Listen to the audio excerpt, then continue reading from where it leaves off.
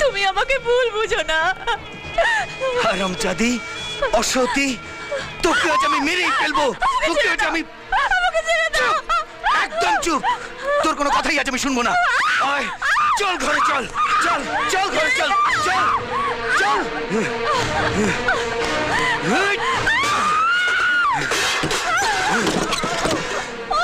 অসতী, তোর এই রূপ আমার জীবনে কাল হয়ে দাঁড়িয়েছে, কাল হয়ে দাঁড়িয়েছে।